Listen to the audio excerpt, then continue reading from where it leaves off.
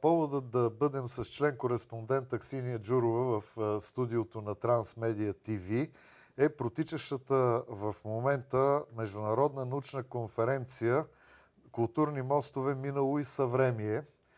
Тя ще свърши на 4 юни в събота и поводът за тази конференция е това, че един феномен в българската културна памет и в българската научна мисъл, Центърът за славяно-византийски изследвания професор Иван Дуйчев направи своята 30 годишнина. Като казвам феномен, имам предвид, че първо създаването, утвърждаването и налагането на този уникален център е един научен подвиг. И второ, защото съществуването на този център едновременно с това е една научна приказка. И в основата на всичко това стои член-кореспондент Аксинья Джурова. Добре дошла в студиото на Трансмедия ТВ. С какво да започнем? С конференцията или да се върнем 30 години назад, когато през май месец 1986 година беше сложено началото? Да започнем с това за феномена.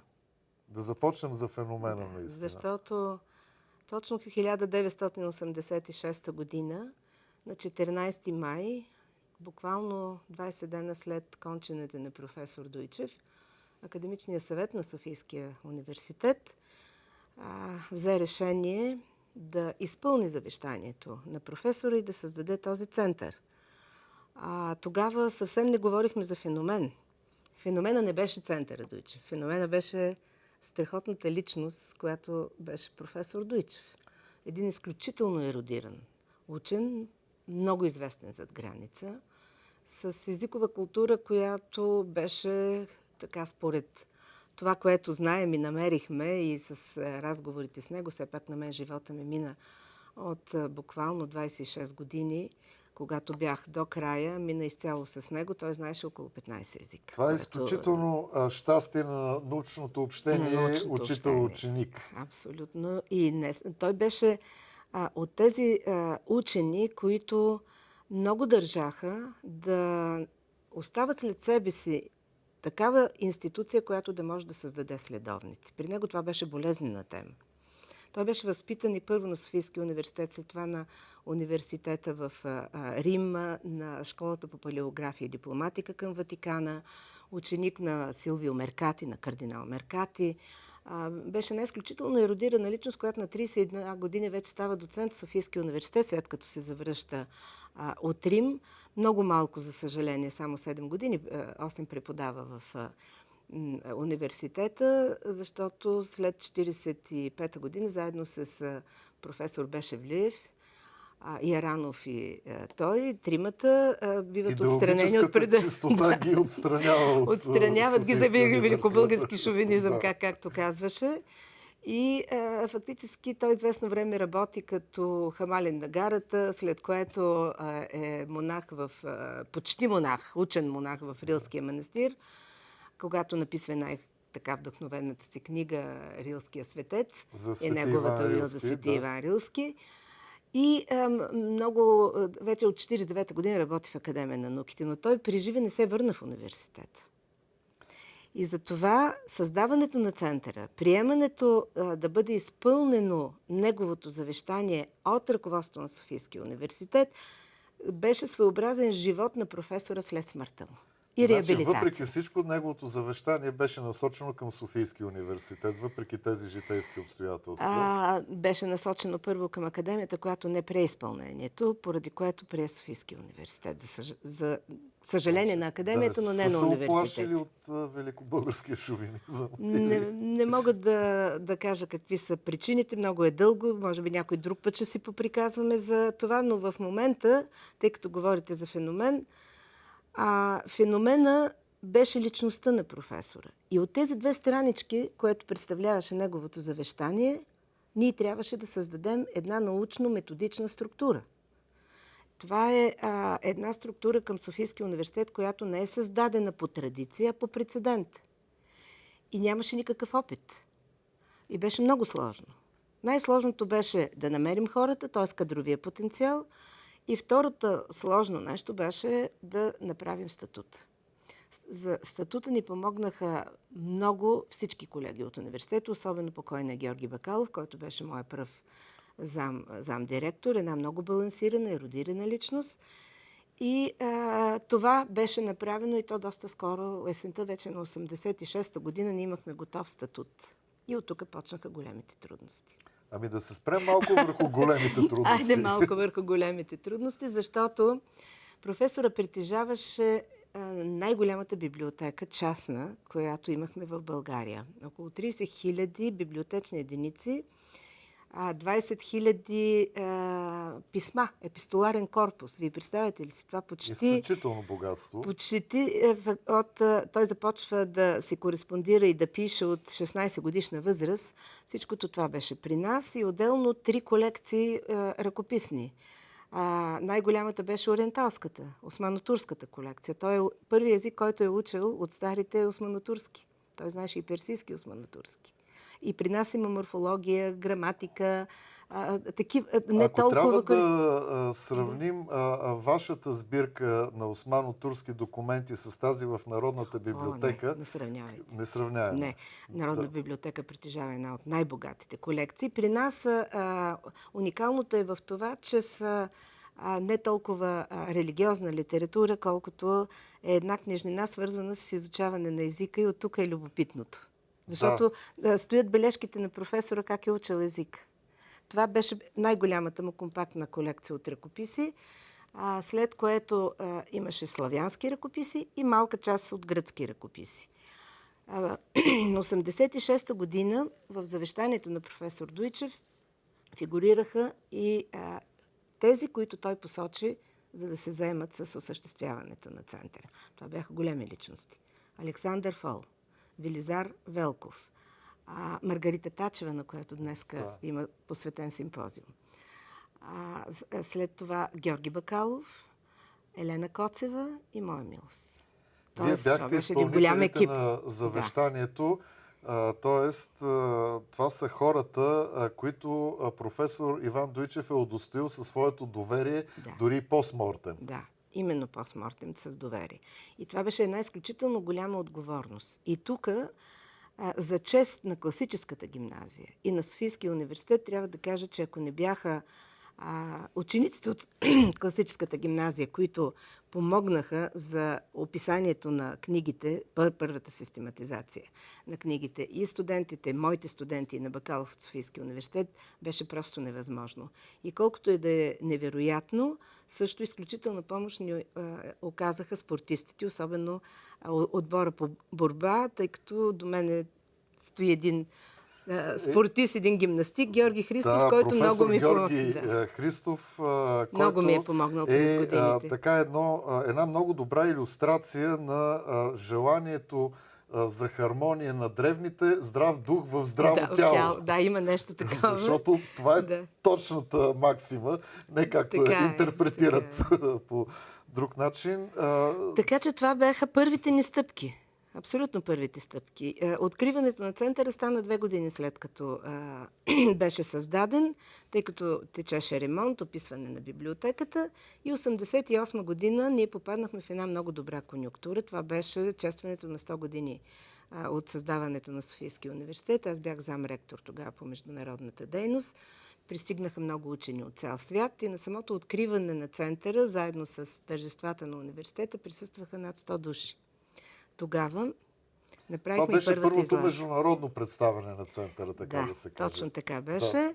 И тогава ние показахме и още нещо, което се вля в нашия център, пак по воля излиянието на професор Дуйчев. Това беше една колекция от гръцки ръкописи, която е попаднала в България, донесена и по време на Първата световна война, и от 2 манастира в Северна Гърция, които по време на действията, бойните действия са били в българска територия.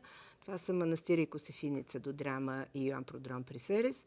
Тези ръкописи дойдоха в центъра Дуйчев. Те в продължение на 70 години бяха в затворен секретен фонд, не се описваха и с постъпването в центъра Дуйчев започна тяхната професионална компетентна обработка. Но това беше и най-голямата отговорност, която пое университет. Защото Защото имаше трябваше да веднага се претенции. трябваше да има една легитимация много сериозна, а не да създаваме разни теории, конспиративни, че на границата, не знам къде, някой ни подарил, намерили сме ги, хванали сме ги и така нататък. Не, това беше една колекция, която и по спогодбата Моловка в Андарис 1923 година, и по давност, и по юридическата справка на господин Типавичаров от Външно министерство, беше изготвена абсолютно солидна аргументация, създадена българо-гръцка група. Ние работихме съвместно с нашите колеги и на откриването на центъра присъстваха най-много гърци. Създадоха се първите работни групи, няколко кръгли маси, международни проекти и ето в момента Център Радуйчев е едно звено много привлекателно, не само за чуждестранните специалисти. Защото да откриеш в края на 20-ти, началото на 21 век една непозната колекция от около 450 ръкописа е уникално, нали? Разбира и много се, привлекателно. Това е част от научната приказка. Да, това е приказката, също така, точно и така. от научния подвиг, но част от научната приказка или може би цялата тази среда, в която се развива този научен подвиг, е свързано също така и с проблема за филантропията и дарителството. Абсолютно, абсолютно. Значи, аз само искам да довърша и да кажа на нашите студенти, че университет, който да притежава такава богата колекция от ръкописи, както сме ние, гръцки, славянски, османотурски, двуезични и триезични, няма никъде. И нашите студенти могат девизо да работят, да пипнат, да видят какво е това. И това е в диапазон от 9 до 19 век. Това е първото. Изключително голям времеви диапазон, голямо богатство. Да, много голямо богатство, защото всички сме и преподаватели. Аз вече не съм. Нали? Аз съм в пенсия, оглавила съм фундацията, но 25 години бях директор на този институт. С изключителната помощ на нашите чуждестранни колеги, на Международния научен съвет, професор беше много провиденциален. Той първо в самото название на центъра, славяно-византийски, всъщност завеща насоките на развитие на центъра. Ние отначало в научни линии това е научната програма. Научната програма, точно така. Научната програма той я заложи в това, че не можеш да изучаваш Византия и славяните, това са два скачени съда. Не можеш да изучаваш едните и другите без взаимната им връзка. Това беше нещо много важно. И ето да кажем, ако в първите десетилетия ние работихме само предимно за легитимация на гръцката колекция, сега вече във връзка с такива годишнини, като за Кирил и Методий, за Климент Охридски, екипа, който сега е в центъра, е силен славистичен екип. Той пък пое сега славистичните изследвания. Така че цялата тая гъвкавост, която беше вложена в заглавието, в момента се реализира. Но вие нещо ме попитате. Да, тя се реализира, но нека да се върнем, защото оказва се, че не само професор Дуйчев е дарителят в този център, макар че той дава един невероятен пример, който се поема и се продължава от много сериозни филантропични организации и частни дарители по света. Значи, самото дарение на домът на професор Дуйчев с библиотеката стана чрез фонд 1300 години България. До професор Дуйчев, след смъртта на първата му жена, застана една втора съпруга, изключително възрожденска по дух. Госпожа Нонка Дуйчева, която аз имах щастието ти имаше да щастието, познавам. точно така. И тя продължи неговото дело и този дух, който витае в къщата, освен един аскетичен аристократизъм и възрожденски дух, колкото и да е странно, че се съчетават тези две неща, ние се опитахме да го продължим. Големият дарител е професор Дуйчев и след това Леля Нонка Дуйчева. Точно така.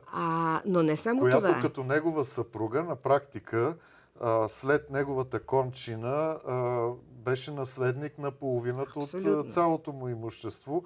И тя го дари това нещо на Националния дарителски фонд 13 века България. Точно така. И когато ти беше изпълнителен директор, Всичкото това нещо беше прехвърлено на университета, оформено, за което никога няма да забрави, поне ние, които помним тези тежки дни и през колко перипети минахме, сме много благодарни Това за това. беше с решението на управителния съвет на фонда, защото можеше и да не стане. Единствено той можеше да се Да. разпорежда с Така е. имуществото на фонда, но аз като възпитаник на Софийския университет се гордея, че имам скромен че принос успя за да го това. направи. Но искам нещо да кажа, което е безумно поучително по линия на дарителството. След смъртта на професор Дойчев, най-тежките години, които настъпиха 89-та година с прехода, вдовиците на нашите професори дариха безвъзмездно библиотеките на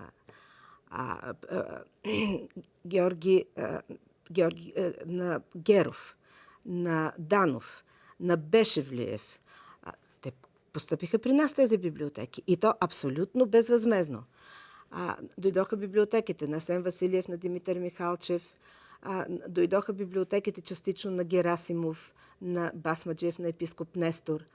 Но най-интересното беше, че 86-та година още, когато беше в Световния византийски конгрес по византология в Вашингтон, тогава се продаваше една библиотека на един грък, Питер Харанис. Неговата съпруга я продаваше и ние играхме на търг, тъй като Министерството на външно-икономическите връзки в лицето на Атанас Гинев отклони $250,000, за да играем на търг. И ние спечелихме търга срещу японците, които искаха да даваха много по-висока цена. Вдовицата, за да се върне библиотеката, тъй като Дойчев и Харанис бяха приятели, за да се върне на Балканите, където е родното место на Харанис, намали с $50,000 цената на библиотеката. И ние за тези 50,000 донесохме невероятна техника. Така че от тук тръгна и големия андерграунд на центъра Дойчев. Освен вливането на още около 20,000 тома книги с тези библиотеки, които постъпиха като дарение, при нас дойде една много богата база, модерна база, и екипът беше много голям, макар че след това много беше стеснен, но както и да е, успяхме да оцелеем и за гордост на университета. Трябва да кажа, че след голяма вариативност на кадри, последното десетилетие оформи екипа в центъра от студенти от Софийския университет, от наши собствени студенти и докторанти. Хубаво, но трябва да се отбележи, че японската страна не се разсърди за това, че тази колекция дойде в центъра Дойчев. Напротив, вие имате много дарители от Япония. Изключително много дарители. Изключително много дарители, като ще почна поред Японската държавна фондация, Japan Foundation, Сумитомо, Сасакава, Сока университета, Сока Гака Интернешнъл. Имайте предвид, че години наред японците изпращаха специалисти по реставрация на пергаменти на хартия и на подвързии в нашия център, за да работим заедно с тях. Минаха 3-4 души. Тоест, те ви помогнаха и при запазването на цялото това богатство. Какъв беше приносът на фондация Сасакава към центъра Дойчев и към Софийския университет от гледна точка на вашите наблюдения? Преговорите с фондация Сасакава започнаха много преди 1992 година, когато президента Желев заедно с бившия посланник Тодор Дичев бяха делегация в Токио. Започнаха преди това.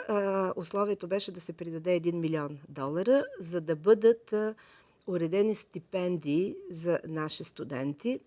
Така както с Сока университета правихме обмен от 85-та и до ден днешен не е прекъснал пак с стипендии, така беше и с Сасакава. Като част от парите бяха отклонени, за да могат да се използват и за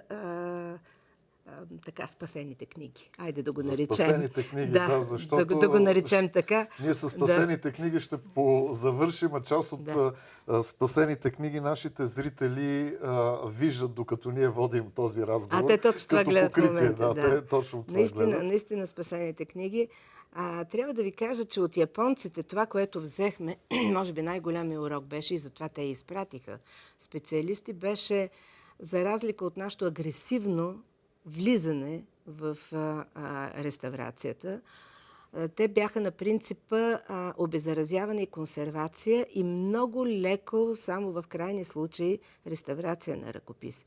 И аз смятам, че в нашата лаборатория и кадрите, които израснаха, тъй като минаха едно 7-8 докторанти при нас в лабораторията, изцяло оборудвана с японски средства, те се научиха точно на този респект към старината, което е нещо много хубаво. Може да се каже, че центъра създаде и свое научно-реставрационно звено. Като школа. Като школа. Като школа, да. Ето Като в момента моя докторантка в момента завежда лабораторията и в Народна библиотека.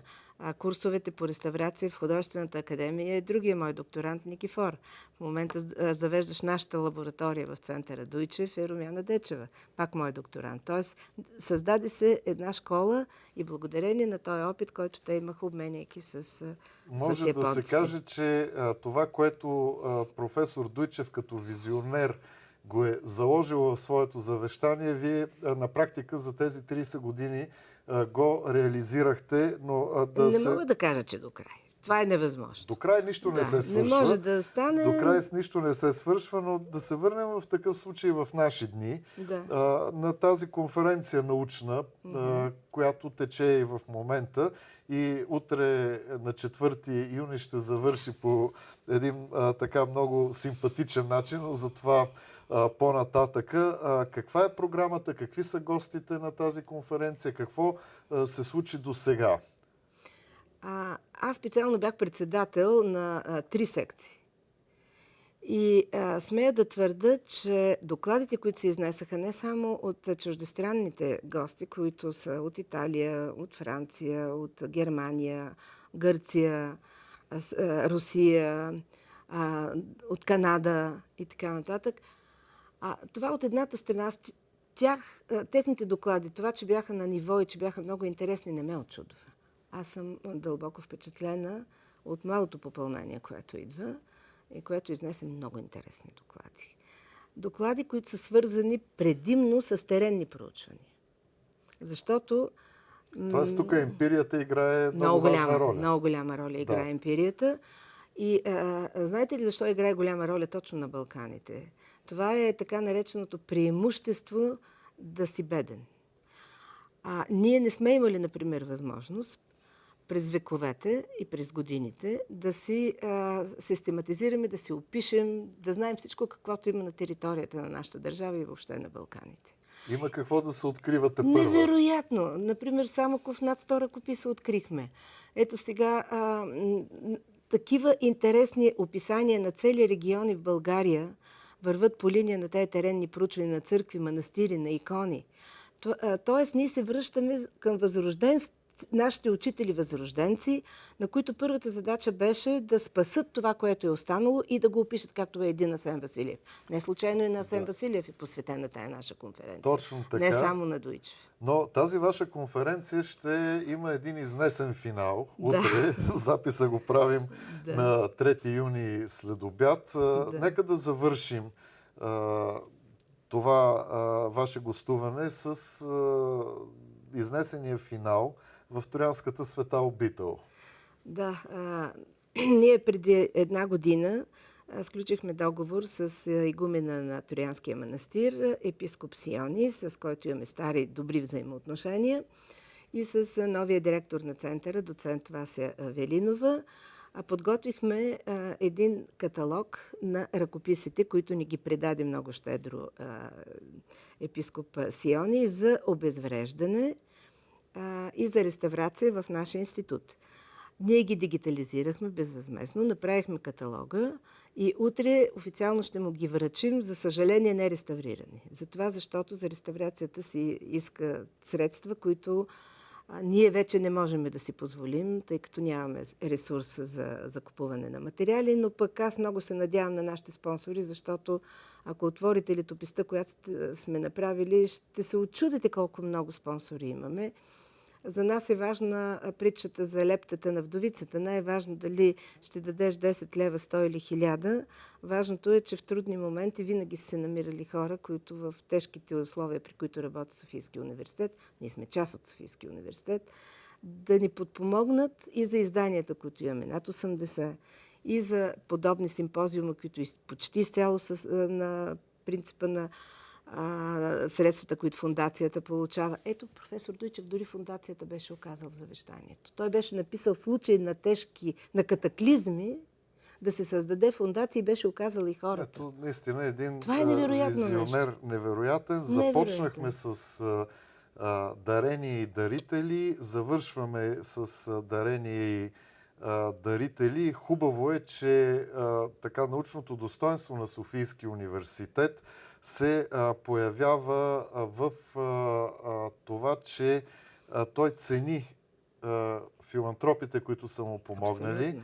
На 6 юни на тържествена церемония в Аула Магна в Софийския университет големият японски дарител Йохей Сасакава ще бъде удостоен с званието доктор хонорис кауза на Софийския университет. Къде го нареждате вие в тази редица? Сред кои хора се нарежда той? Сред кои други световни личности, като доктор хонорис кауза на Софийския университет? Дмитрий Сергеевич Лихачов, Оболенски, Рикардо Пикио, Умберто Еко, Милорад Павич, който почина преждевременно и не можа да вземе.